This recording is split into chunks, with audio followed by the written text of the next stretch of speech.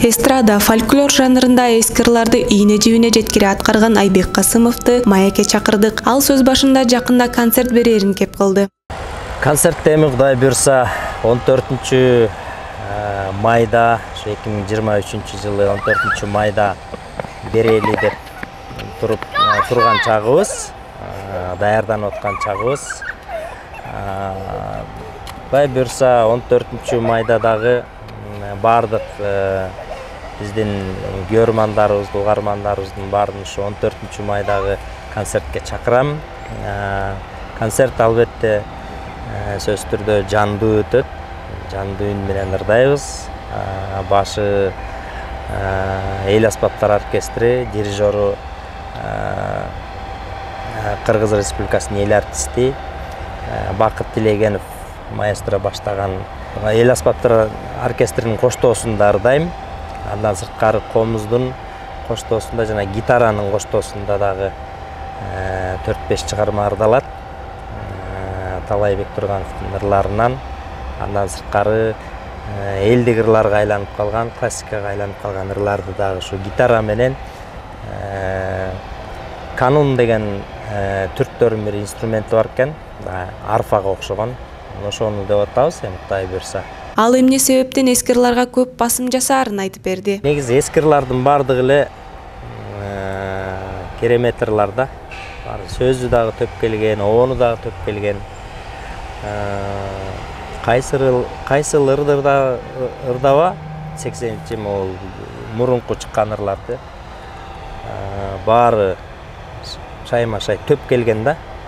Ырдасаң оону дагы керемет, сөзү дагы керемет дегендей. Ошон үчүн мен көбү ошо эски ырларга басым жасайм. Мо Акчыны деген ырды эле мисалы үчүн 70-жылдары чыккан чыгармалардын бири. Эң сөйдө эле 75-жылы чыккан чыгармалардын бири. Ошондой ырларга көбүрөөк басым жасайм. Анан эми жакында жубайым экөөбүз дагы Омар Хайымдын сөзүнө жазылган оону Адылбек Кыязов агабыздын өмүр термеси деген көп мындай ырдал элек, сейрек ырдалып жүргөн чыгармалардын бири. Ошол чыгарманы дагы жакында жубайым экөөбүз аткардык. Буга дагы жакында клип тарталы деп турабыз. Айбек Касымовдон элге белгилүү кымбатым чыгармасын ырдап берүүсүн сурандык. Су жаңыртып Алатонун жылгасын, талатын шап торгойлордун ырдашын. Жаз жадырап мен турамын сумсайып, жазда неге келбей койдуң кымбатым, жазда неге келбей койдуң кымбатым. Келчи келчи кыш чилдеде кымбатым.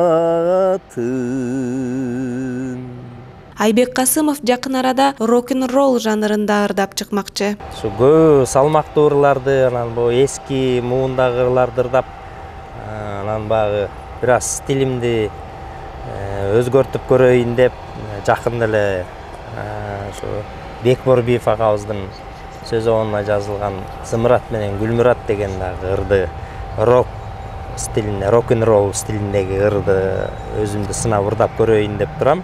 Аранжировкасы бүттү Кудай буйрса, эми үн жаздырсак анан кийин аны дагы элге тартуулап көрөлү деп атабыз.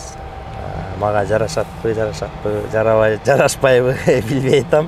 Эми ал эл таразалайт да Кудай буйрса. Ырчынын чыгармачылыгына ийгиликтерди каалап, алдыдагы концерттин көңүлдөгүдөй өткөрүп алуусуна тилектешпиз. Асел Сөркул кызы, Асел Рамонкул кызы, Кыргыз туусу басма үйү.